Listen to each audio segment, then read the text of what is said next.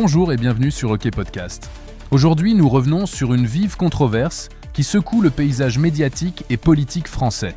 Tout est parti d'une déclaration choc de l'avocat Alain Jakubowicz, chroniqueur régulier de l'émission d'Apolline de Malherbe sur BFM TV. Hier matin, en direct sur l'antenne, il a comparé Jean-Luc Mélenchon à Joseph Goebbels, ancien ministre de la propagande du Troisième Reich. Toute proportion gardée, a-t-il précisé avant d'évoquer le livre enquête « La Meute », consacré à la France insoumise. Il y voit un mouvement organisé autour d'une figure d'autorité unique, ce qui l'amène à dire, je cite, « Je vois un parallèle entre Mélenchon et Goebbels ». Il poursuit en parlant d'un homme tout-puissant que le peuple doit suivre, un fonctionnement qui, selon lui, est à la fois fascinant et glaçant.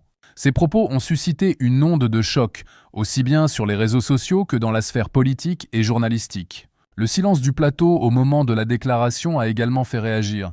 Pourquoi personne n'a-t-il répondu à ce parallèle très controversé ? Apolline de Malherbe, l'animatrice de l'émission, a expliqué que l'émission touchait à sa fin, que l'antenne devait être rendue et qu'il était donc impossible de réagir en direct.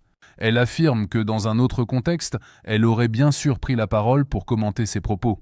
Rapidement, la direction de BFM TV a réagi. La chaîne a publié un communiqué clair. Elle déplore les déclarations d'Alain Jakubowicz. La liberté d'expression ne justifie pas l'outrance ni la diffamation, peut-on y lire. La Société des journalistes de la chaîne, la SDJ, a elle aussi pris la parole pour condamner fermement ces propos. Rien ne justifie un tel rapprochement avec une figure du nazisme, a-t-elle déclaré. Elle rappelle que le débat d'idées ne peut se faire au prix de dérives verbales aussi graves. Dans un message relayé par Apolline de Malherbe, BFM TV a réitéré son attachement profond à la liberté d'expression, mais souligne que ce droit fondamental doit s'exercer dans le respect de tous. Du côté de Jean-Luc Mélenchon, la réaction ne s'est pas fait attendre. Le leader de la France insoumise a annoncé le dépôt d'une plainte pour injure publique. Sur le réseau X, il a dénoncé ce qu'il considère comme une identification à un criminel antisémite. Il estime que les propos tenus insultent non seulement sa personne, mais également les adhérents et électeurs de LFI, en les assimilant à des nazis. Il rappelle aussi que cette déclaration intervient le jour même de l'anniversaire de la défaite de l'Allemagne hitlérienne, un contexte qui renforce selon lui la gravité des paroles tenues. Jean-Luc Mélenchon insiste sur le fait que M. Jakubowicz, ancien président de la LICRA, ne peut ignorer la portée d'une telle analogie. Ce nouvel épisode rouvre le débat, très sensible, sur les limites de la liberté d'expression, notamment à la télévision. Quel est le rôle du présentateur dans ce type de situation ?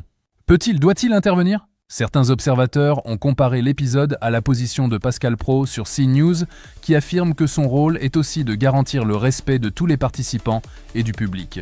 Dans tous les cas, cette affaire rappelle à quel point les mots comptent, surtout lorsqu'ils sont prononcés en direct devant des centaines de milliers de téléspectateurs, et qu'une analogie historique peut vite déborder le cadre d'un débat pour devenir un sujet de justice. Affaire à suivre. Merci de nous avoir écoutés sur OK Podcast.